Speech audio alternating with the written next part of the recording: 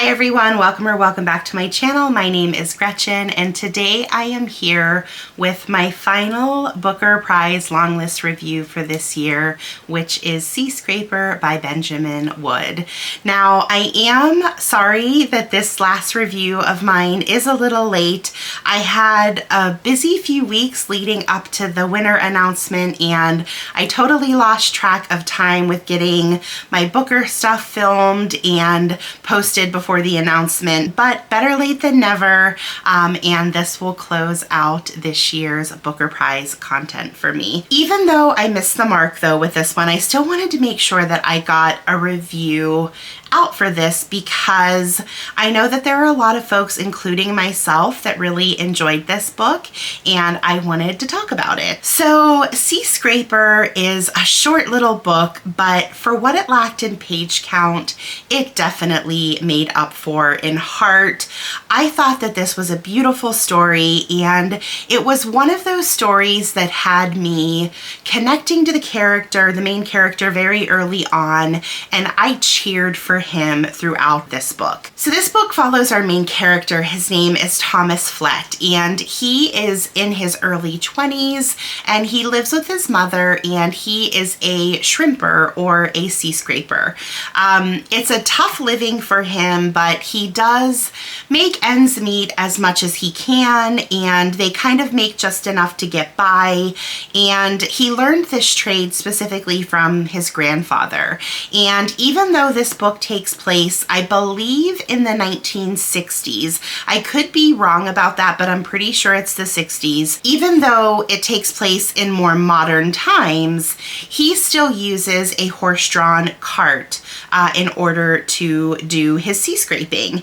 And he can't really afford to upgrade. It's what his grandfather taught him and that's what he knows. This of course makes his work even more difficult than it needs to be, and it also seems to kind of impact his confidence level a little bit, and he kind of feels maybe trapped in his circumstances. His mother, who I mentioned he lives with, she is a bit of a pill as well. She is, I think, 36 years old in the book, but she acts like she's in her 80s. She depends on Thomas for everything, and she really kind of has a hold over his life, and it's really limiting him to what the world is going to offer him because she is definitely holding him back. Another weird dynamic of their relationship is that she almost treats him as a husband instead of a son, and it just contributes to that overwhelming feeling that he has of being responsible for her, and it really does take a toll on him. So because of all of these things, he is kind of seen around town as being a bit of an outcast, and he doesn't really have a whole lot of prospects in his life, and he does feel tied to his circumstances and isn't really hopeful that a lot of things are going to change. But he does have a little bit of a daydreamer streak in him as well. He does have a crush on a local girl that lives in town, and he also has secret dreams of becoming a folk musician, which does play into a big part of the book. And unfortunately, these are the only things that he really does seem to find much joy in. So one day Thomas goes home and he sees that there is a man at his house. Now his mother does have a little bit of a reputation, so he is assuming that it's just another one of her gentleman callers. But it turns out that this man, his name is Edgar, he's claiming to be a Hollywood filmmaker, and he is scouting a location for an old-timey movie that he wants to film, and he sees Thomas out on the beach on his horse-drawn cart, and he feels like it's going to be the perfect inspiration for him to film this movie.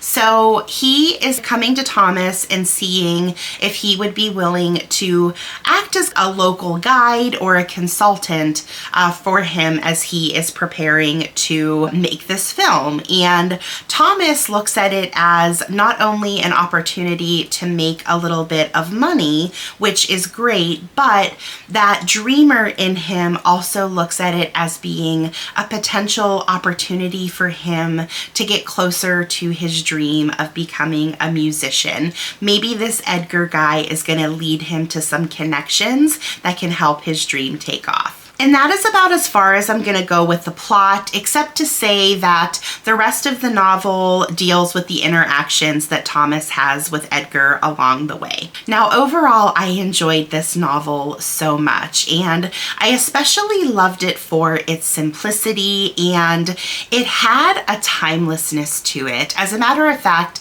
I think I mentioned a little earlier, it took me a while to even figure out what era we were in.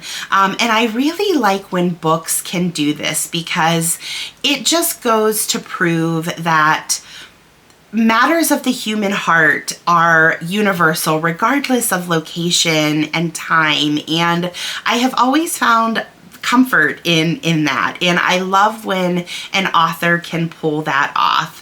It was also really refreshing to read about a character that I thought was genuinely a good person. I loved Thomas as a character. He was a hard worker, he never complained, he was empathetic, and he really tried to do right by everyone, even if it wouldn't be a benefit to him. However, I also feel like he was assertive enough to not be a total doormat and allow the world to just walk all over him. He would often find his voice when he needed it, and especially when he found that there was some injustice that was happening, and it just really made me want to protect him at all costs. I just found his character to be so charming, and I definitely had a soft spot for him, and I didn't want anything bad to happen. And unfortunately, when that happens to me, I tend to tread very lightly throughout the rest of the book, and I have a little bit of that trepidation because I don't want to have anything bad happen to them. The whole time that I was reading this book, and I'll share this and you will probably think that I'm crazy, but if any of you have seen the movie The Banshees of Inisherin, I kept picturing Thomas as the character Dominic in that movie, the one that was played by Barry Keoghan. And I just had such a soft spot for that character as well. And because I was visualizing that, I was so nervous to continue reading this book because I just kept thinking that something terrible was going to happen to Thomas. And even though he didn't have the greatest story, it wasn't as bad as it was for that character in the movie. So that gave me a sigh of relief. And the fact that this book also had a more hopeful tone, and I was reading it and I was thinking that something terrible was going to happen, and then it ended up not being as bad as I thought it was going to be. So it was so refreshing to read a book that had a little more hope in it, when so many of the books that I pick up are such downers, and if something can go wrong, it's going to. But not only did this character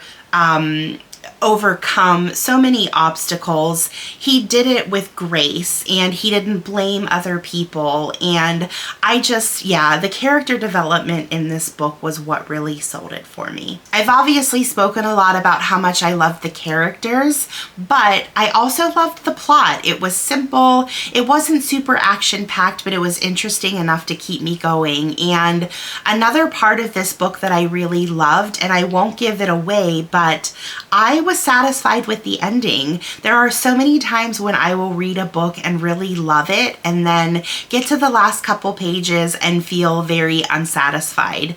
I was totally content and happy with where we ended the book, and yeah, I really enjoyed it, and I found it was refreshing that I wasn't left wanting more or felt like I had questions that still needed to be answered. So I did appreciate the book for that. After reading this book, I can also definitely understand why everyone was so upset not to see it make the short list. I think that it would have been a great addition to it, and I am sad that it didn't make it any further. The other thing about this book too is that, and this might just be because as I was reading it, I was picturing an actor. I would love to see a small little book like this get optioned for maybe a low budget indie film or something like that. I think it would play out fantastically on screen, and I know that that's a stretch, but a girl can dream, right? Anyway, that's it. That is my final review from the 2025 Booker Longlist. Thanks again to all of you that have watched, commented, subscribed along the way. And just a heads up that if you are already eager for another book prize, they just announced the long list on November 13th for the Aspen Words Literary Prize, and I'm hoping to maybe incorporate that prize into some of my channel content coming up in the future. And until we read again, bye!